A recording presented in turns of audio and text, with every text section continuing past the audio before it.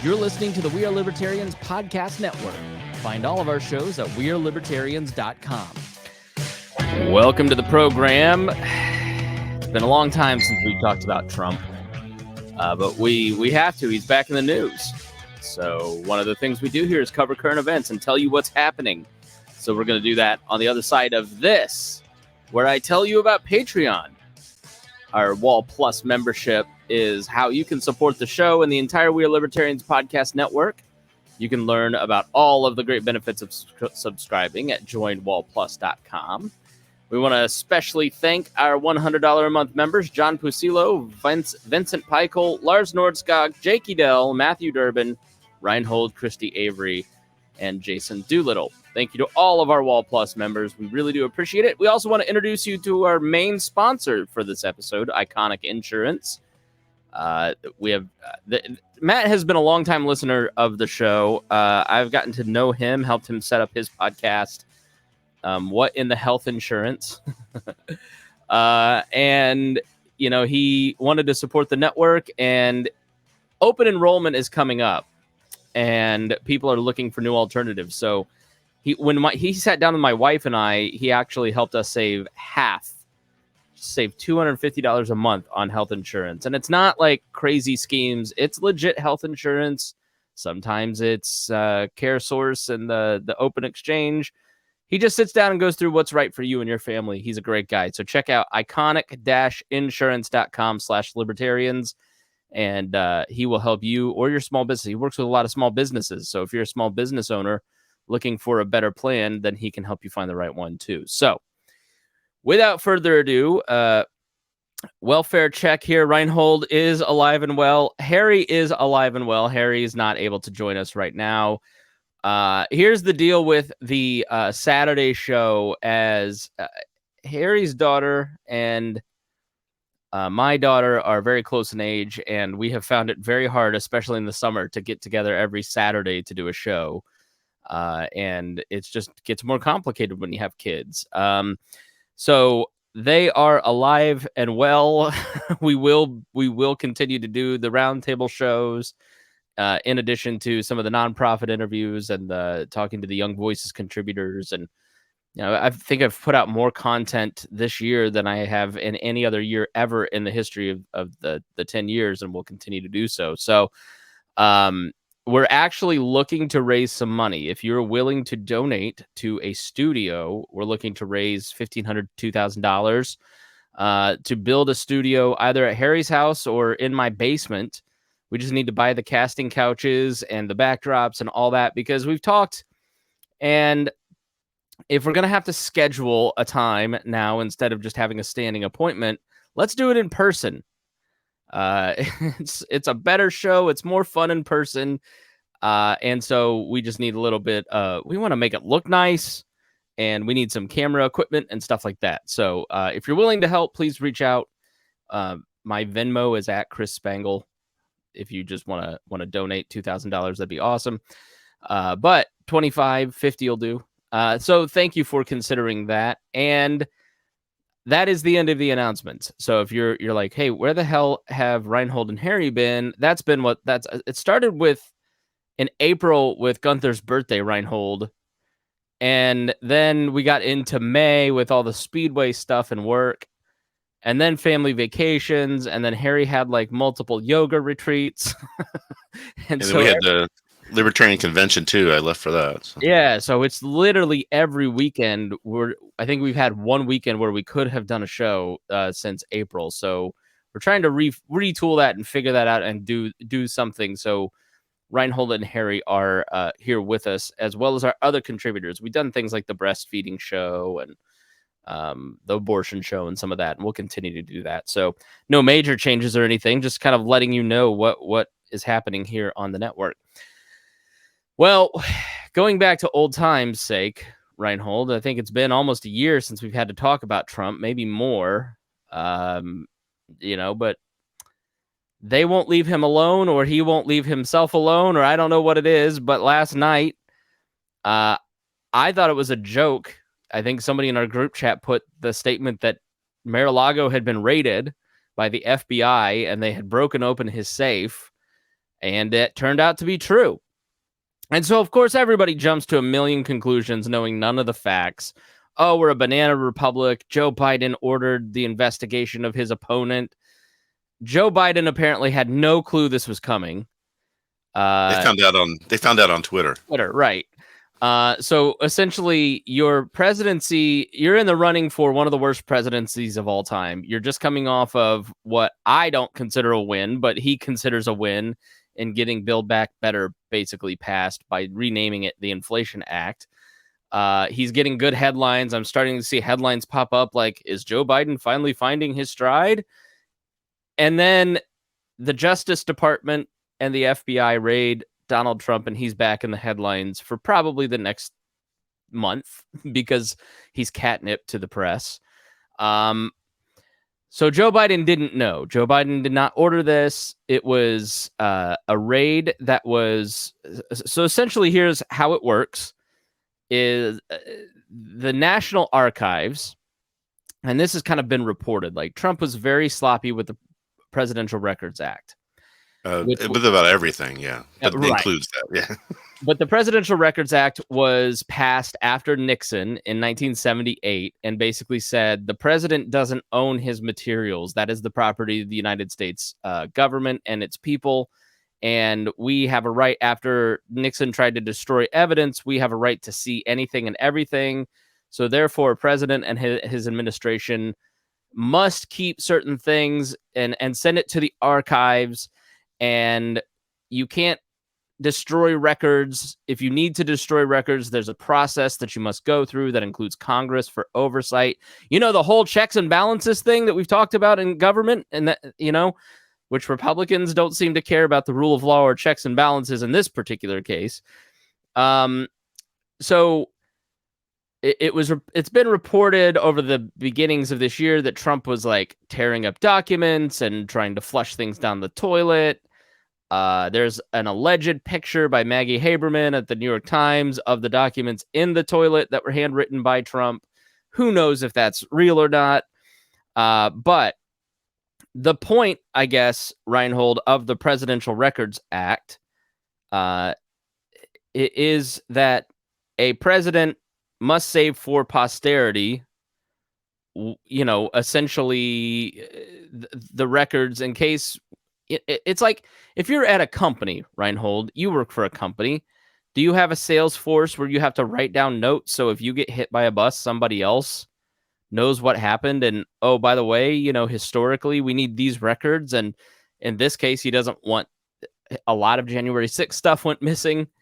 Rightly or wrongly, Trump sort of feels persecuted and, well, I did nothing wrong, but if this gets out, it'll look bad. You know, that sort of attitude. So yeah, I mean, talk about the Presidential Records Act, and do you agree with it, and what is the point of it? Well, the reason it went into place was, you know, of course, after Nixon, and they found out that Nixon had been recording conversations within the Oval Office, right? So they want to make sure all that stuff, anything like that, is preserved so that future historians, future politicians, future people who live in the United States can see what kind of conversations were happening, what was being discussed behind the scenes on some of the discussions that were going on for decisions that are being made, right? So I think there's some laws and rules in there about some of that stuff can be hidden or still, you know, protected for a period of time, but it's still owned by the government, right? So the act excludes a president's personal records, identified of those as, quote, a purely private or non-public character. Preservation requirements, and grants the president a high degree of discretion over what materials are to be preserved. The records are available to the public 12 years after they leave office. Trump never actually went to Congress and said, I want to destroy these, and here's why. He just was destroying materials. And the National Archives basically, so the Records Act has no mechanism. So the National Archivist is in charge of retrieving these documentation, but they have the ultimate responsibility for preserving them and keeping them, maintaining their integrity. But, quote, the archives don't have a police force and don't have much investigative capability to speak of. They can ask questions and write sternly worded letters, but the response depends on the White House or the president or the agency involved. This is a Mr. Aftergood in the New York Times in an article titled, Trump flouted the presidential records law. Will he face consequences? The answer is no, they never do. So, yeah, I mean, I agree that you shouldn't be allowed to just destroy stuff that makes you look bad if you're president. Yeah. Like you're in a public office. You're not a private citizen. You're doing a duty on behalf of the American citizens. Right. It's like trying to hide a bunch of information from your boss about your work, right? If you're working, I mean, the people of the country are the boss of the president, right? It's the way it should be. I mean, it's not the way it currently is. It hasn't been for a long time, of course, but it's the way the idea is supposed to be floated around there. So the concept of having that information to go back and review, and from that information you can tweak and improve on governance by seeing how things were decided in the past. You know, do we still need this law? Look how it was decided. Look the discussions that were taking place. Look what the reasoning of it was, and then we can determine whether we want to keep it or improve it or change it or whatever later on. So it's just additional information, and it's not that different. So Trump has always kind of gone his own way and done his own thing, and thinks that he's not responsible or accountable to anybody, and certainly not that he would have to ask permission from anybody whether he destroyed any of his documents. They're his as far as he's concerned. Legally, they're not, but there's no legal, like as you said, there's no real legal mechanism to do anything about that right now. But this is just, another example of his mindset where he always feels persecuted. He always will be feel that way, because that's kind of what feeds him. Feeds his ego and keeps him going. So nothing's really going to come out of this. I don't think they're going to, they did the raid to find out. My question is, when they did the raid, what did they base that raid on? Because the threshold for deciding to go into a former president's residence it should be really high. It's really high. I would imagine there has to be some reason they think that, there's some other documents that he didn't give up when he gave up the 15 boxes before. Remember all that? Yeah. So it's not the first time the FBI's been there.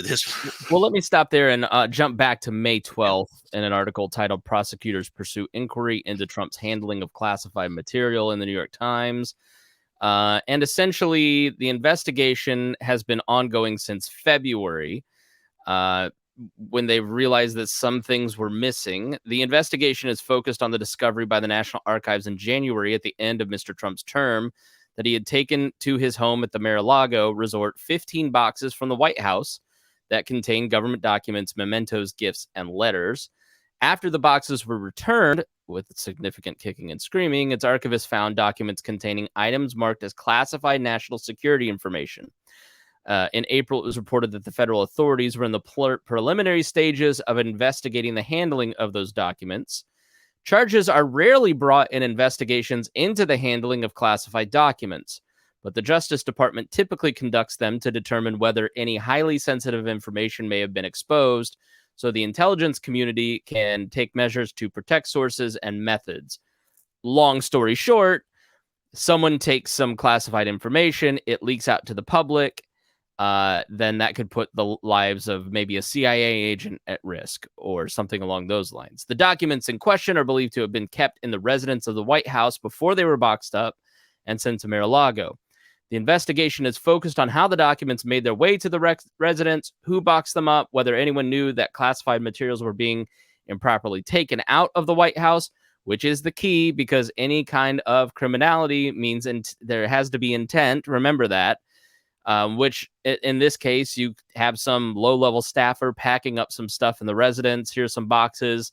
Oh, I didn't do it. I don't even know who these are. I have many people working for me. I never meet you. So some low-level staffer will take the fall. That's called mens rea, which is what got Hillary kind of off the hook when she had the simpler situation. And the article continues, an investigation into 2016 into Hillary Clinton over a similar issue involving her personal email account ended without her being charged. And then in the case of Mr. Trump, legal expert said presidents have the ability while in office to essentially declassify whatever they want, further complicating any possible prosecution, which he did. At the end of his presidency, he declassified a lot of information that he felt that the public had a right to know, which we're in total favor of. The president has every right and should. I mean, too many things are overclassified, Rhinehold. It is kind of BS. I also think the concept of presidential privilege is BS. You know, there are too many government secrets and it's over abused. In this case, presidential privilege of a president saying, you can't talk to this guy because it's presidential privilege. I just don't want you to. The executive branch says no to Congress. That's not Congress is the stronger branch, has oversight of the executive branch. When the executive branch gets as big and as powerful and as bloated as it is, it must be investigated, and you can't say no. Now they continue. The classified documents in question are considered presidential records under federal law. Trump's lawyers were notified. He went to court to try and stop some documents being handed over to the January 6th committee. So for prosecutors to prove a felony in the mishandling of classified materials, the authorities would likely need evidence showing that the person in question knowingly and intentionally broke the law. In this case, that would mean proving that the person who had been told taking the information outside of secure channels would violate the law. I think it is very unlikely that Trump ever touched these boxes and some other person would be the fall guy. He studied under Roy Cohn, Rhinehold. He studied under the best mob lawyer in the 70s. He's very slippery and tricky. He's very good at not getting caught. I think he's a treasonous hoe and a criminally minded person, but he's good at covering his tracks. And can you imagine the sight of Donald Trump grabbing big boxes, moving boxes, and carrying them out of the? I don't see that happening. This is mine. So how did his home get raided? Because it's a significant event, as you said, when a president's residence. So you had this back in the early part of this year that was developing around the Records Act. Well, some prosecutor or someone in the Justice Department and the FBI working in tandem would have gone to a federal judge and should have shown significant probable cause that there were more records there that needed to be retrieved or things that he was hiding. So the criminality, first and foremost, under the Presidential Records Act, let's be clear. The 15 boxes and accidentally having some stuff at your house and accidentally having some, he's not going to jail for that. He's not going to be charged with that. Like this isn't OJ where the big crime was January 6th, but then they caught him breaking into his own house to steal his stuff. And so that's how they're going to send him to jail. That's not going to happen with the Presidential Records Act. But if Donald Trump is concealing information from the January 6th commission, that could be obstruction of justice. And he has shown an impulse to commit obstruction of justice pretty aggressively, much more than Bill Clinton has. And gotten away with it. Yeah. And gotten away with it repeatedly, yeah. So that's where it could turn into something that could be criminally problematic. But let's be honest. Sandy Berger obviously is the most relatable here. Sandy Berger was the former national security advisor under Clinton, snuck into the National Archives, tucked some documents into his socks, I believe, or his pants, left, got caught, and got sentenced, I think, with a misdemeanor. But nothing really happened with Nixon. Nothing really happened, in terms of people going to jail. Let's 2008, nobody goes to jail. Hillary Clinton did not go to jail. Donald Trump will never see jail or be convicted of anything. And that's the problem, Rhinehold. We need to start putting more people in jail. And it's time to treat these politicians like the town judge. Did you have the town judge in your town like we had in Plainfield, that if a 14-year-old kid showed up with a pot conviction, then he just really would put the ringer to him to make an example of him? Well, that's what we need to start doing. We need to start treating him like, man, what was that judge's name? But you didn't want to go in front of that judge if you were 17 years old because he was going to let you have it. Right. Politicians really need to be held accountable a lot more than they are. I find it Nancy frustrating Pelosi's that about to start World War sure, III over her fucking investments. Put her in right. jail. How many people in Congress were, before when COVID came around and they were getting ready to do all the shutdowns, that the people voting on it were getting advanced information and making changes to their portfolio, right? Dianne Feinstein, I think, was caught up in that too. So the thing you say though about nobody goes to jail for this stuff, you mean nobody politically connected Right. Yeah. and high level politicians. It's I like mean, you the look at IRS audits. If you look Snowden. at where the IRS audits, it's all in poor communities, and the IRS admits that it's easier to audit poor people. They're not going after the 618 billionaires with these 87,000 new IRS agents. They're coming after you and your Venmo because you're poor and can't defend yourself. So these laws don't apply to people that are rich and can defend themselves. Right. Look at Reality Winner and Snowden and other people who, I mean, if I was in the Navy and I had a position where I had to maintain top secret documentation, and if I did anything wrong, oh boy, did I, Yeah, but it was not like you're a James slap on the Clapper. wrist that I get. You're Yeah. James Clapper, and you go and lie to Congress. You get a CNN contract. hmm Yeah. I mean, when people talk about the elites, this is what they're talking about. It's not businessmen and stuff like that. It's these people getting away with murder, basically, and doing whatever they want Really? to do, and having no consequence or any threat of actual punishment. I mean, we've got congressmen in now that there's a lot of suspicion we're doing a lot of things, but the prosecutors are afraid to go after them because of the position that they have. It's politically untenable, right? You go after somebody like that, then it's all, well, they're just going after him for political reasons, and everybody gets in their camps and sides, and the truth of it gets lost, Yeah, right? yeah. So I mean, so on the one hand, I agree, and I'm all for it, and I think every politician should be treated like Donald Trump, and I understand why Trump supporters are mad that Trump is singled out and constantly harassed in some ways. Like here are the current investigations open into Trump. The January 6th investigations. This is from the New York Times. Material recovered from Trump by archives include classified information. And they list the open inquiries.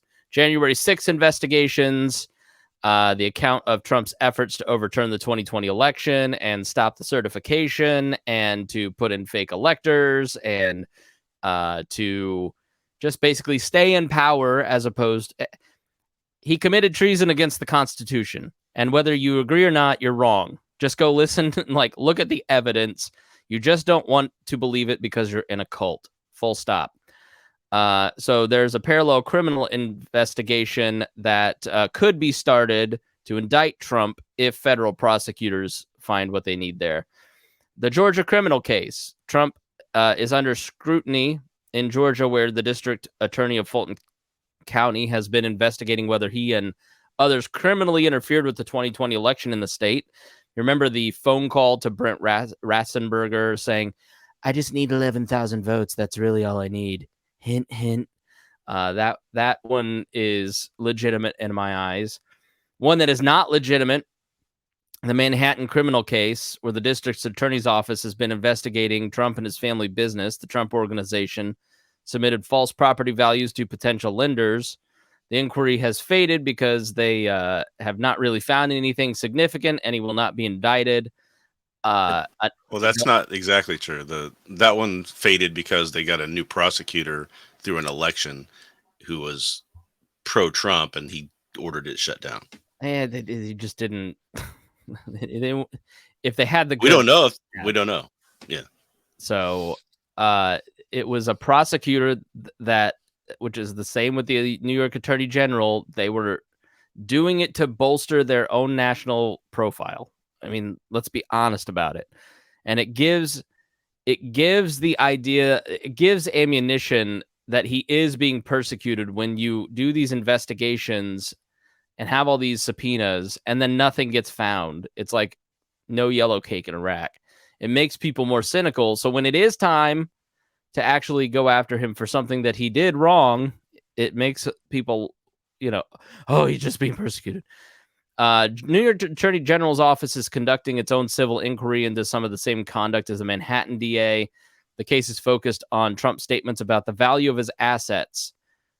Okay, a billionaire lying about his shit. All right, surprise. Well, don't mess around with the IRS, right? Yeah. They'll come after you. Yeah. Did you see that the IRS is hiring, and you have to have tactical training and have the ability to shoot? And they just bought 700,000 rounds of bullets. Well, he's hired about what, almost 100,000 new agents. Yeah. So, yeah, and it's like how many billionaires are there? 727. What was the? I don't think they're going after those guys. Look up the Indianapolis Baptist Temple and Frank Anderson. That's all. Just look into it. Rob Dixon and his church claimed that it wasn't income; it was love gifts from the parishioners, and they didn't pay taxes. And the Marion County Sheriff seized the church for 87 days. They were inside and then shot the pastor. So go check that out. Frank Anderson around here is hailed as a hero. I think he was a criminal. The White House documents investigation. The Justice Department has begun a grand jury investigation into the handling of classified materials that ended up at the Florida home. So those are the investigations into Trump. January 6th is absolutely legitimate.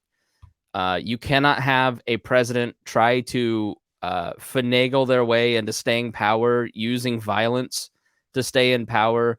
Whether you think it was a gentle stroll through the Capitol or not, you're wrong. You're just denying the real evidence that exists and picking and choosing what you want to see. And you should treat Donald Trump like every other politician on the planet. If Joe Biden did what Donald Trump did on January 6th, created a rally, overtook a rally, changed the pattern to have people march to the Capitol, tried to get there himself to direct the crowd, went back to the White House, did absolutely nothing, and that's why he wasn't impeached on dereliction of duty. I don't know, because that was actually provable, unlike the incitement. Well, I know. Because Nancy Pelosi wanted Republicans to vote against the impeachment so she could run ads in their district so they could get thrown out. So she cares more about winning elections than she does actually holding Donald Trump accountable. That's the straight truth. Yeah, I mean, there had to be, if there's not significant evidence, Rhinehold, and significant probable cause, there's going to be hell to pay. A lot of people are like, who appointed Chris Wray? Why is the FBI after him? Well, Donald Trump appointed Chris Wray, the head of the FBI. One state rep candidate tweeted that Indiana needs to bar the federal government from acting within the state and the FBI. Well, hey, numbnuts. There was a state senator and a bunch of casino owners in the state that were trying to kill the vape industry here so they could buy those vape shops, get them licensed as weed dealers. They were controlling the tempo and pace of marijuana legalization in the state until they could achieve that goal. So they would then have the monopoly on selling legal weed in the state of Indiana. And it was the FBI that arrested those people and are putting them on trial. Sounds legitimate to me. So you just have to, if you don't read Twitter and read other stuff, sometimes, Rhinehold, there is value in what the FBI does, and then there's not value in what it does. Right. And it is out of control, but also does legitimate things. And it's like every other organization on the planet. We don't know if it's legitimate or not. We haven't seen what the written statement was. And we don't know yet exactly was it legitimate to go in and break open his safe yet. I mean, I got a feeling. I got to have a feeling that there's something there, but again, we still don't know, and it's hard to. I don't understand. All these guys are not like Merrick Garland and Ray. They all put their name on it, or at least approved it. They're going to face a Republican House that will investigate them either way. So you better have your shit tight before you go in there and do it. Right. So I gotta have that feeling, but then again, we don't know. So people just popping off and when they have their hot takes and when they get their name out there with clickbait headlines to try to make a name for themselves, so they can sell ads so they can get a larger audience, and nobody's interested in the truth of it and what's really going on and letting it develop and seeing what happens. It's just a different world right now than it was And this before. is not a banana republic, by the way. A banana No. republic wouldn't have the mechanism to notice something was missing, initiate a search using due process. No one, Lawyers, judges, no all one was involved in it. killed in the raid, and ultimately they're trying to hold the highest elected official in the last few years, other than like a president of the United States, accountable to the law. Like, this is what every libertarian should want. You should want the rule of law to be followed and acted, and no president should be above the law. And all you see is libertarians saying this is banana republic, when really they're just saying, I don't know what a banana republic is. I think I might be ill-informed, but I think I'm informed, so I'm just going to display how little I know. Yeah, it's just people wanting to serve their cult of personality, right? I don't like these people, so anybody who's against those people are my people, and they're just going to support them no matter what against the other people. So got a lot of libertarians who just anti-left. So just because they're anti-left, they're willing to give Trump all kinds of reign to do whatever he wants to do. And the fact that you've got people who are shouting, lock her up for Hillary, for the exact same thing that's going on right now, and they're trying to say it's different.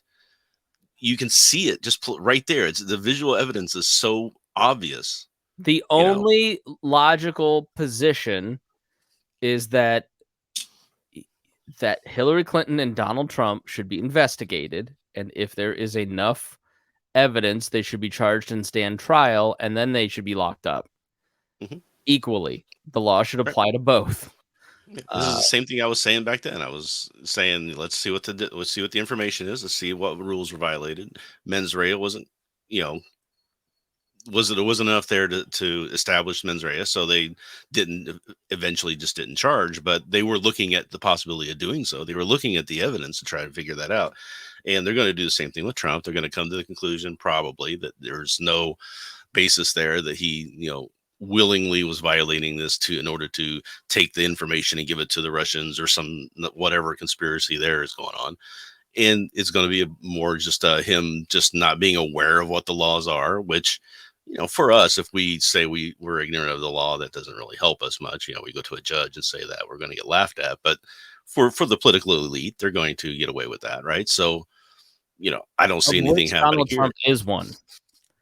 Donald Trump is a political elite. I think you're just a libturd who doesn't understand that this is the justification for civil war. It's time to start shooting. Yeah, this is the swamp. This is the cultural Marxism's taking over. And all right, I don't know. Final thought. Final thought is that I'm interested in seeing what the information is, but I'm also interested in seeing that they are willing to at least do something, which gives me some hope for the actual crimes that have been committed that might be being investigated right now. Maybe they're going to do something about that. I don't know. We'll see. I mean, we've got the 10 counts of obstruction of justice from the Mueller report that never got anything happen from that, really, other than the impeachment. We got all kinds of extortion violations and things like that could be investigated that they're not investigating right now. They're focusing on January 6th and all of the efforts to stay in power. Great. Let's just keep looking at that.